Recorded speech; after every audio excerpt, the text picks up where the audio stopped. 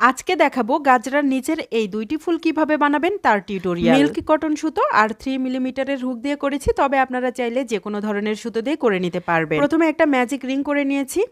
এবার এই যে ম্যাজিক রিংটা তৈরি করে নিয়েছি, এর ভেতরে আমি সিঙ্গেল ক্রোশে করব মোট 6টি। আবারও বলছি, আমি এর ভিতরে মোট 6টি সিঙ্গেল ক্রোশে করে নিচ্ছি।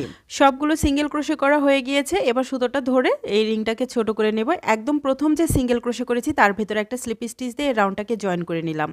এবার চলে যাচ্ছি পরের রাউন্ডে। প্রথমে এখানে চেন করে নিচ্ছি 3টি। এই 3টি চেন একটি ডাবল ক্রোশে হিসেবে কাউন্ট করব। এবার আরও একটি চেন নিলাম, এটা একটা ফাঁকা ঘরের কাজ করবে। এবার দেখুন, এই যে পরের যে ঘর বা স্টিচ আছে তার ভেতরে একটি ডাবল ক্রোশে করে নিচ্ছি। তাহলে প্রথমে 4টি চেন নিলাম এবং একটি ডাবল ক্রোশে করলাম পরের ঘরে। এবার একটি চেন নিয়ে পরের যে ঘর আছে সেখানে একটা ডাবল ক্রোশে করব। আবারও একটা চেন নিব এবং পরের ঘরে ডাবল ক্রোশে করব। এভাবে করে এই পুরো রাউন্ডটা কমপ্লিট করব।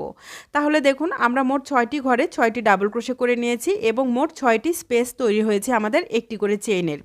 একদম প্রথম যে 4টি চেইন করেছিলাম তার 3 নম্বর চেইনের ভেতরে একটা স্লিপ স্টিচ দিয়ে নিয়েছি, তারপরে আরেকটা স্লিপ স্টিচ দিয়ে সুতোটাকে কেটে নিয়েছি। এবারে যে সুতোটা দিয়ে ফুল তৈরি করব সেই সুতোটাকে প্রথমেই একটা স্লিপ নট দিয়ে নিলাম। এবার এই যে একটা করে চেনের স্পেস আছে তার যে কোনো একটা স্পেসের ভিতরে এভাবে সুতোটাকে জয়েন করে নেব। জয়েনের ফলে একটি চেন এবং আরো 2টি চেন, মোট 3টি চেন নিলাম। এবার এখানে পাফ স্টিচ করব। তার জন্য দেখুন, হুকের সাথে সুতো পেঁচিয়ে এভাবে টেনে বের করলাম। একবার বের করলাম, আবারও আমি কি করব, একইভাবে দেখুন এই যে হুকের সাথে সুতো পেঁচিয়ে টেনে বের করে নিলাম 2বার। আরও 2বার করব, মোট 4বার আমি একইভাবে করব এবং প্রথমে 3টি চেন নিয়েছিলাম সেটা দিয়ে 5টা হবে। তো দেখুন, এরকম 4বার করার পরে হুকের উপরে যতগুলো সুতো আছে সবগুলোর ভিতরে এভাবে টেনে বের করে একটা পাফ স্টিচ করলাম। এবার এখানে একটা চেইন করে এটাকে লক করে দিলাম। এবার একইভাবে পরের যে একটা চেনের গ্যাপ বা স্পেস আছে সেখানে কি করব, আমরা একটা পাফ স্টিচ তৈরি করব। তো দেখুন, এভাবে করে আমরা এখানে মোট 5বার কিন্তু সুতো টেনে বের করে নেব। তো এভাবে 5বার আমরা সুতোটাকে হুকের উপরে পেঁচিয়ে নিয়ে তারপরে সবগুলো ভিতর দিয়ে এভাবে একবারে টেনে বের করে একটা চেন করে লক করে দিয়ে একটা পাফ স্টিচ তৈরি করে নিলাম। যেভাবে দেখিয়ে দিয়েছি ঠিক একইভাবে প্রত্যেকটা 1 চেনের গ্যাপে একটা করে পাফ স্টিচ করেছি। তাহলে এখানে মোট 6টি পাফ স্টিচ হয়েছে। এবার প্রথম যে পাফ স্টিচটা করেছিলাম তার উপরে একটা স্লিপ স্টিচ দিয়ে রাউন্ডটাকে জয়েন করে দিয়েছি। এখন আমরা কাজ করব যে 2টি পাফ স্টিচের মাঝখানে যে একটা গ্যাপ আছে এই গ্যাপের ভেতরে। তো প্রথমে দেখুন একটি সিঙ্গেল ক্রোশে করলাম।